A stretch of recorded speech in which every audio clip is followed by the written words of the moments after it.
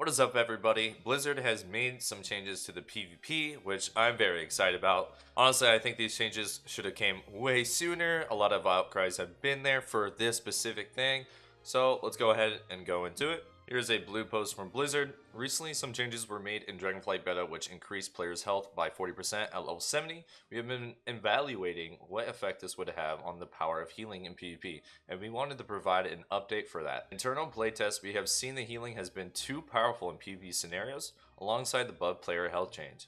We saw that the talent trees have a lot of disparity of power that some abilities have in PvE versus PvP, such as Overgrowth for Restoration Druid. So what this right here is referring to, and it's been this way for a very long time, even when I played my Resto Druid, is that regrowth with like Swiftmen procs of Soul of Forest would be really huge in PvP. It's a lay in hands.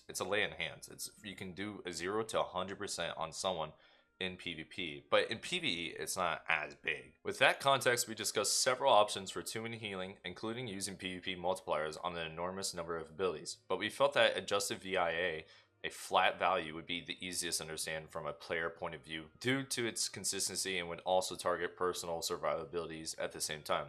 This would also give us the option to address outlier abilities with PvP multipliers. Very good. I like this. Honestly, I think multipliers is probably one of the worst things in the game currently. That could just be my personal view. The reason why sometimes you hit like a wet noodle is because of multipliers. They wouldn't want you to be hitting hard from base value and then get multiplied to hit, I don't know, like 4 times harder. It would just be too strong, right? For instance, Arena. Matches will start at a flat 10% decreased healing above that were in each mode. Along with this, dampening timer. When dampening starts to increase, now starts earlier in 3v3 arena matches to reduce the game length in matchups where there may be a stalemate without the added pressure for higher dampening.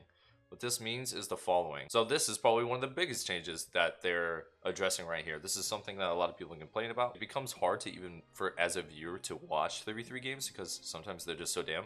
The game doesn't really even start until the 5-minute mark. So this is cool. So let's see what they have to offer. Solo shuffling starts at 10% dampening after 1 minute. Ramp up pace of 25% per minute. Now this change is pretty obvious because you have to go through 6 rounds. You wouldn't want to have an hour length of solo queue every game. So that ramp up is pretty huge though. I'm kind of surprised they're doing 25% ramp up every minute. So that means every second that goes by, you're going to do almost 0.5% less healing every second. I think that's a beautiful change. I really like that. That's really nice. Now for 2s, 2v2 double DPS start at 10% dampening and immediately ramp up at pace of 6% per minute. 2v2 with a healer starts at 30% dampening up from 20% and immediately ramps up at 6% per minute. Bravo Blizzard for making some good changes. I really like this. This is something, again, I feel like the community has been talking about for a while. It's such a shame we're getting them so late, but hey, better than never. See, this is why you complain, guys. This is why you complain. And I like to think the complaining has gotten us this. I like to think that. Maybe that's copium. Maybe it's copium to think this expansion is going to be better than the last one. Maybe. I don't know. And for the 3s, 3v3 start at 10% dampening and after 3 minutes down from 5, which is freaking enormous. That's a lot of time.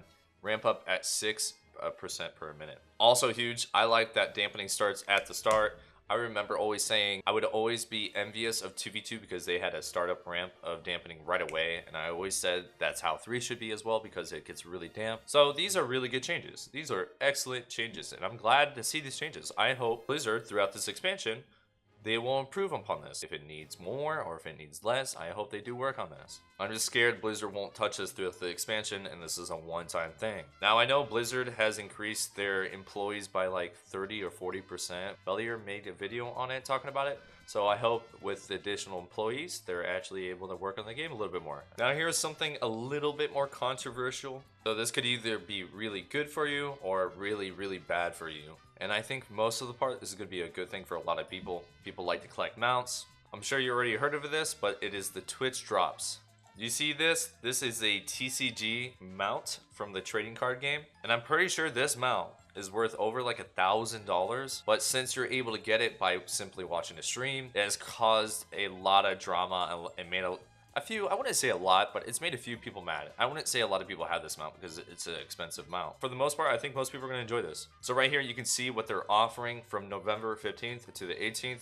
You have to watch 4 hours to earn a dragon kite. It's a little companion, a little cool. Now for the big one, from November 28th, this is one you're gonna want to look out for, 28th to December 1st, to watch 4 hours to earn a fell drake. Now this is the big drake.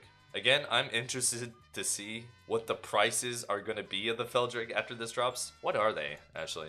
Oh my god.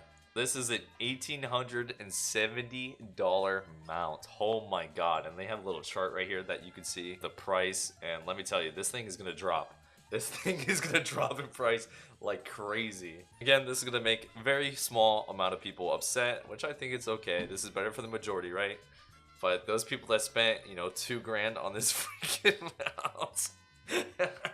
Speaking of, you can come to my stream, connect your Twitch to your Battle.net, watch 4 hours of my stream on those given dates, and you'll be able to receive that. Now, there's 2 other things, but I don't personally care about it. November 28th to December 12th, gift eligible channels 2 subscriptions for Ichabod pet. What's that Ichabod? I don't know what that is. So Blizzard giving a little goodies, kind of cool. This is a thing that helps out streamers. Normally, Blizzard hasn't done anything.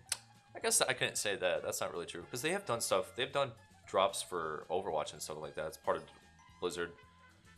I guess WoW has been lacking that. I guess they're different teams. That would make sense. But anyways, this is a good video overall, I would say. And I think me complaining is a good video as well, okay? I'm trying to help out the game. I'm in the same boat as you guys. I played WoW for, 15, 16 years or whatever, how long since TBC, just like many of you have. But anyways, guys, let me know what you think down below. Again, like I said, I do read most of the comments. So if you do mind helping me out, comment down below, hit a like button, and hit the subscribe button because we're losing a lot of subs. I'm down like 300 subs this month. So I'm feeling something. I'm not feeling anything good. Anyways, peace, boys. Bye.